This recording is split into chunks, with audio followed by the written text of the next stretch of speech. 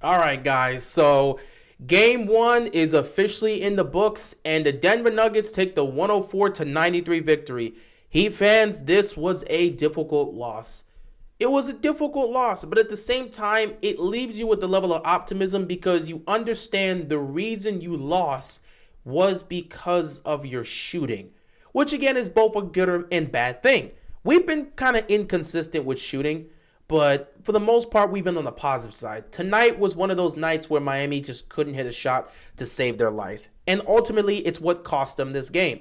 Miami couldn't hit an open three to save their life. If they could have just hit their open threes, they're in a better position. You're looking at your starters and you weren't getting anything in terms of 3-point production. It was a bad look. Jimmy Butler tonight, he took 14 shots. He was 6 of 14, 13 points. He really wasn't being as aggressive as you would want him to. He didn't exactly look good at all. He kind of noticed early on that these guys were getting a lot of open looks, so he decided to play make and get these guys involved. That's why he has 7 assists, also 7 rebounds. But he was trying to get these guys involved. He wasn't looking for a shot. When he was looking for a shot, he was settling for a mid-range jump shot, which he just couldn't hit to save his life. And yeah, it wasn't a great night from Jimmy Butler for the most part. But man, did his playmakers let him down, because I saw a lot of times where he's driving to the paint and the defense is collapsing on them and he's just kicking it out to these shooters to get wide open looks and nobody was knocking it down.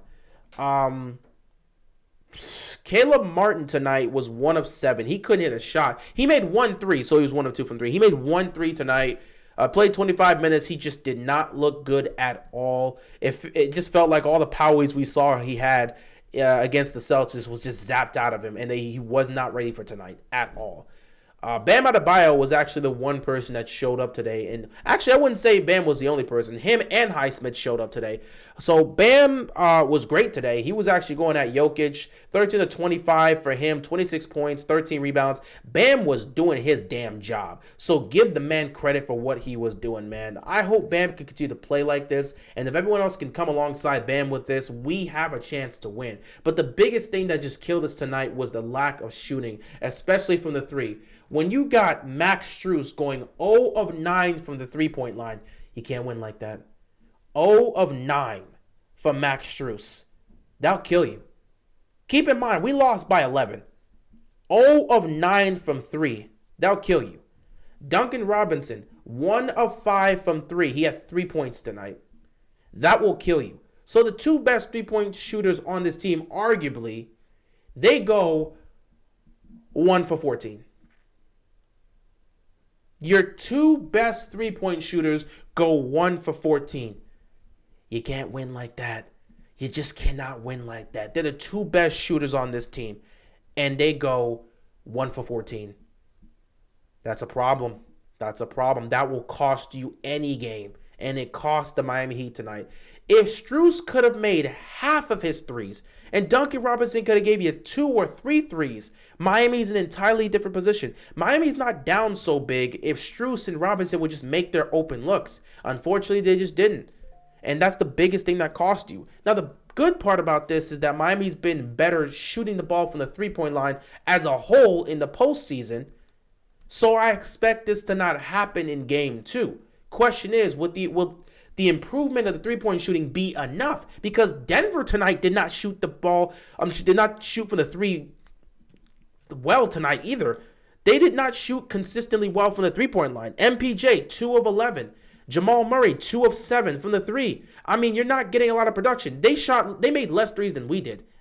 We were 13 to 39. They were 8 of 27. So they weren't hitting threes like that. What they were doing was driving to the basket, hitting shots on us, mid-range shots, getting to the basket, finishing. It was just not a good look. They were attacking the rim, and Miami just didn't have an answer. Haywood Highsmith was actually a huge positive. He finished the game with 18 points, 7 of 10. He hit 2 threes. Kyle Lowry came alive in the fourth quarter. 11 points for him, 3 of 6.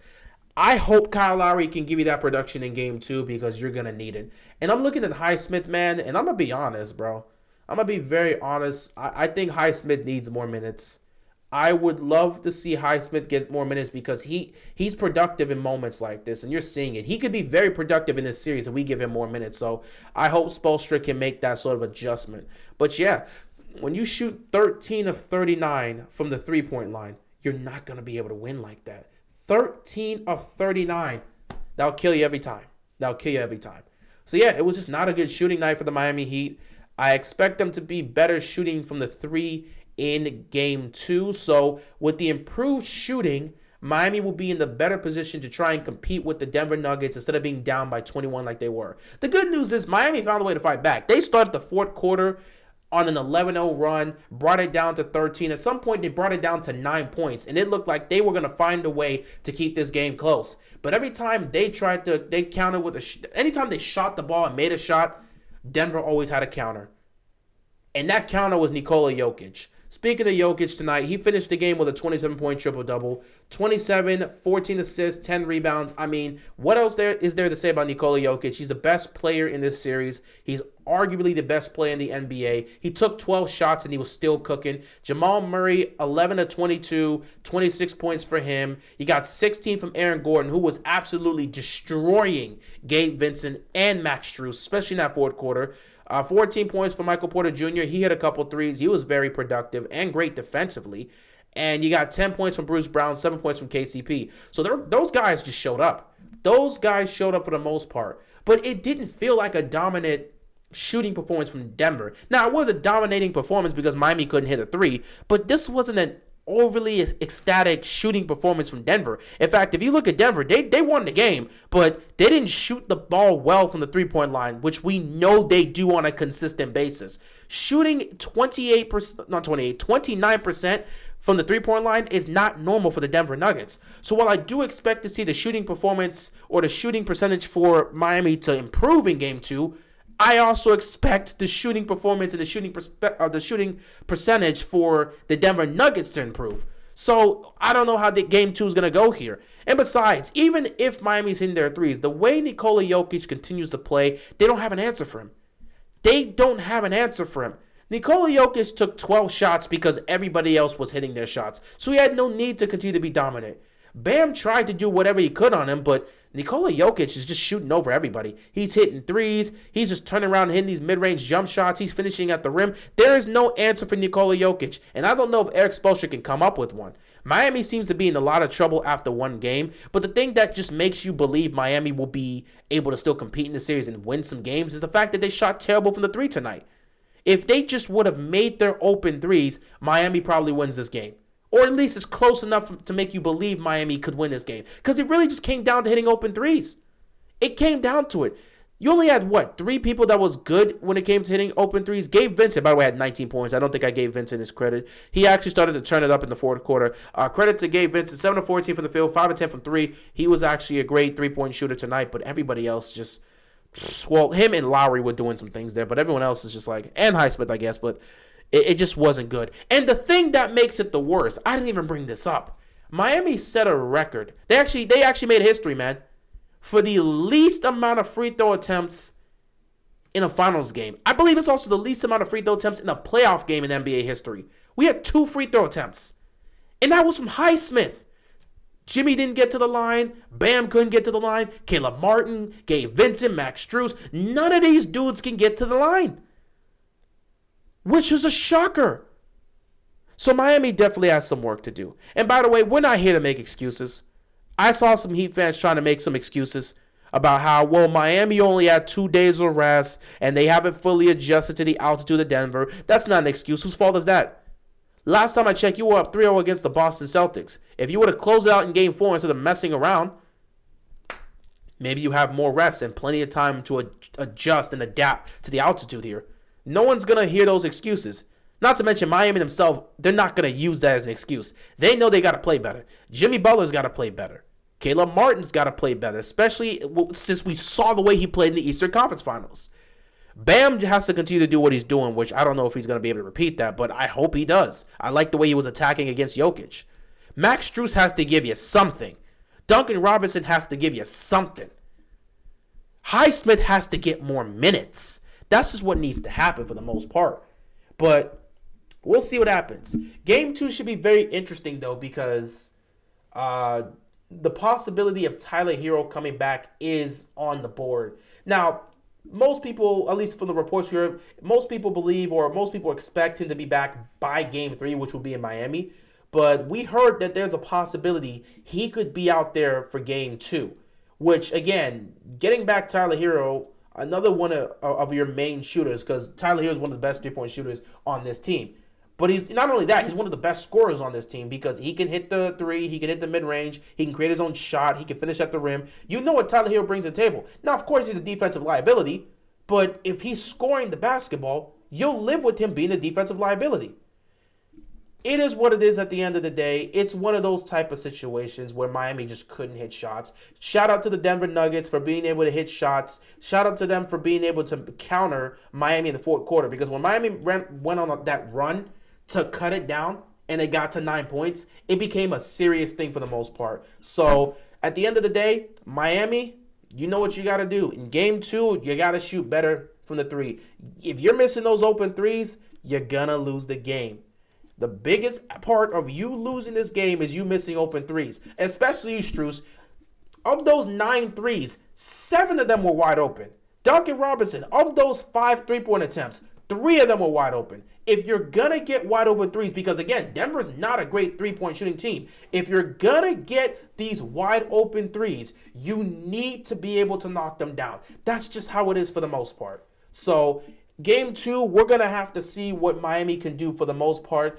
I don't know what adjustments Spoelstra can make, but if there's one suggestion I have, you got to play Highsmith a lot more in this series. You got to give Highsmith the minutes because he's productive. And he's another guy that can hit the three-pointer. So he's solid in terms of shooting the basketball. He's been very active, very athletic. I think if there's any series where you need Highsmith to play in, this is the series. Because when you're watching MPJ and Aaron Gordon be out there, you got to have someone to bring in that level of energy, and we don't have the size. Highsmith helps out with that. So I think even though we lost tonight, Spoelstra probably noticed how Highsmith was making an impact out there. So I think Highsmith is going to play a lot of minutes. And I'll sit back and say this too. Caleb Martin, we'll see if you bounce back. But Spoelstra constantly switches up the lineups depending on how the situation looks.